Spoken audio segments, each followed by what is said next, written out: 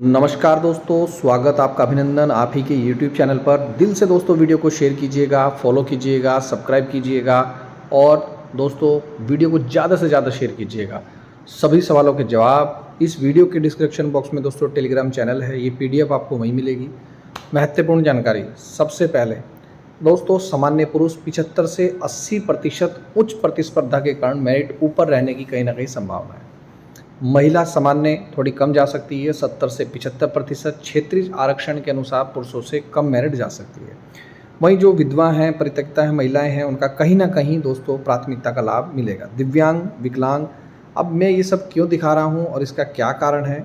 देखिए दोस्तों, उत्तराखंड शिक्षा विभाग में चतुर्थ श्रेणी की पदों की भर्ती आई थी, जिसमें चौकीदार के, परिचालक के और स्वेच्छक के पद थे।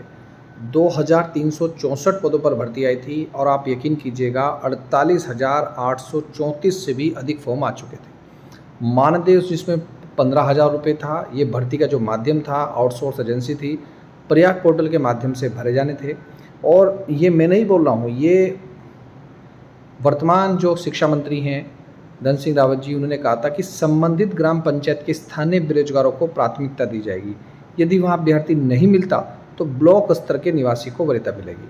तो ब्लॉक स्तर की तो बात ही नहीं, क्योंकि दोस्तों ग्राम पंचायत पर भी काफ़ी सारे फॉर्म भरे गए हैं।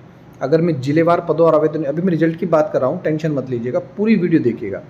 पौड़ी में पद तो हैं 340, लेकिन आवेदक आए हैं 4,400। टिहरी में 268, तो आवेदन आए हैं 4,804। तो आप इस स्क्रीन पर देख लीजिएगा आप किस जिले से हैं, नंबर एक बात। और कमेंट करके जरूर बताइएगा आपने 8वीं क्लास में, आप ताकि दोस्तों चीज़ें हमें भी स्पष्ट हो सके। कमेंट करके जरूर बताइएगा कि आपके 8वीं क्लास में कितने प्रतिशत मार्क्स थे, किस ईयर में आपने 8वीं क्लास की और किस जिले से। सिर्फ 3 चीज़ आपको बतानी है। वहीं दोस्तों अगर मैं बात करूं तो 13 जिले हैं उत्तराखंड में। 2364 पदों पर 48,834 पद यहाँ फॉर्म भरे जा चुके हैं।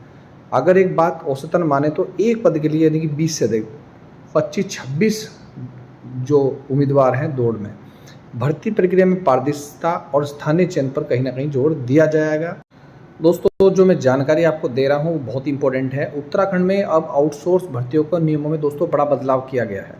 अब पहले जो लॉटरी सिस्टम था उसे पूरी तरीके से दोस्तों ख़त्म कर दिया गया और मेरिट आधारित चयन प्रक्रिया को कहीं ना कहीं अपनाया गया। इसलिए मैं बार बार कह रहा हूँ कि 8वीं क्लास में अगर आपकी अच्छी परसेंटेज है तो आप सिलेक्शन के नज़दीक है। इस खबर के मुख्य बिंदु मैं आपको बता रहा हूं और आपके पिछले सवालों का जवाब भी यहाँ विस्तार से दे रहा हूं। मेरिट कैसे बनेगी, चयन का दर देखिए। अब चयन केवल किस्मत यानी कि लॉटरी पे नहीं है भाई कि लॉटरी लग गई सिलेक्शन हो गया, नहीं, बल्कि निम्नलिखित अंक और मानकों पर आधारित होगी। शैक्षिक योग्यता में दोस्तों 8वीं पास स्तर की इस भर्ती में आपके 8वीं के प्राप्त अंक प्रतिशत को मुख्य आधार बनाया जाएगा। अब आप कहेंगे सर आपके पास क्या ऐसे तथ्य हैं जिसके आधार पर आप 8वीं पास बोल रहे हैं? देखिए दोस्तों, मेरे पास कोई तथ्य तो नहीं है, लेकिन जब आपने फॉर्म भरा होगा तो आपने ये बात नोटिस की होगी कि 8वीं क्लास की मार्कशीट लगाकर ही आपका फॉर्म भरा जा रहा था। अगर आप 10वीं क्लास की मार्कशीट लगाते थे तो आपका फॉर्म नहीं भरा जा रहा था, यानी कि हायर एजुकेशन क्वालिफिकेशन से फॉर्म नहीं भरा जाता, केवल 8वीं पास योग्यता ही वाला फॉर्म भर सकता था। तो उस आधार पर मैं आपको बता रहा हूँ कि 8वीं पास स्तर की इस भर्ती में 8वीं के अंकों को ही मुख्य आधार बना जाएगा। हाँ, यदि किसी के पास संबंधित कार्य का अनुभव है तो कहीं ना कहीं उसको दोस्तों वरीयता मिल सकती है, लेकिन ऐसा भर्ती में कहीं भी ऐसे मानक नहीं दिए गए थे। विशेष अंक वेटेज, जैसे कि आपने पढ़ा होगा, खबर के अनुसार विभाग में अब अंक, अनुभव और विशिष्ट अर्हता और जेंडर, महिला पुरुष के आधार पर भी चयन का विकल्प होगा। और एक बात और भी क्लियर कर दूं दोस्तों, महिला और पुरुष अभ्यर्थियों की कहीं ना कहीं अलग मेरिट सूची तैयार की जा सकती है दोस्तों, ध्यान रखिएगा। इससे महिला और उनके आश्रित कोटे को भी दोस्तों कहीं ना कहीं लाभ मिलेगा। जो सबसे महत्वपूर्ण है वह है दोस्तों स्थानीय निवासी।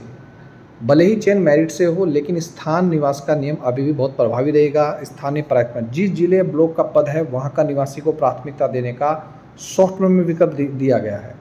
वेटिंग लिस्ट, पहली बार पद में के मुकाबले 3 गुना, दूसरी बार 5 गुना और तीसरी बार 10 गुना अभ्यर्थी की सूची तैयार की जाएगी, ताकि पद दोस्तों खाली भी ना रहे। बहुत ही महत्वपूर्ण खबर है। खबर के अनुसार यदि कोई अभ्यर्थी आवेदन के समय गलत तथ्य या गलत जानकारी देता है तो दोस्तों उसे चयन प्रक्रिया से बाहर भी कर दिया जाएगा और उसे पर कार्रवाई दोस्तों अमल पर भी लाई जाएगी। अब मैं दोस्तों वही आधार पर मेरिट बता रहा हूँ।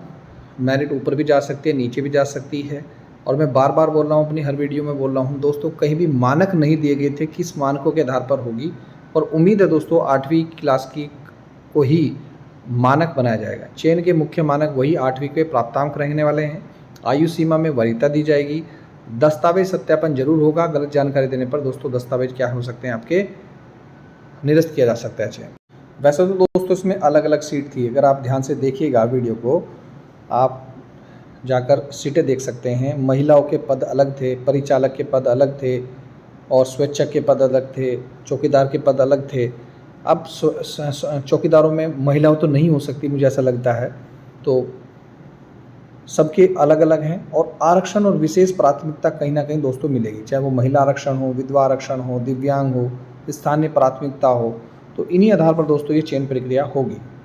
और जो मैंने अभी आपको जानकारी दी है दोस्तों, वो इस न्यूज़पेपर के आधार पर मैंने दी है, ताकि आप अच्छे से समझ सकें। आउटसोर्स भर्तियों में अब मेरिट से किया जाएगा चयन।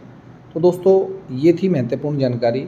अब बात करते हैं, अब दोस्तों सारी जानकारी आपको मिल गई कि किस आधार पर चयन होगा, क्या मानक रह सकते हैं।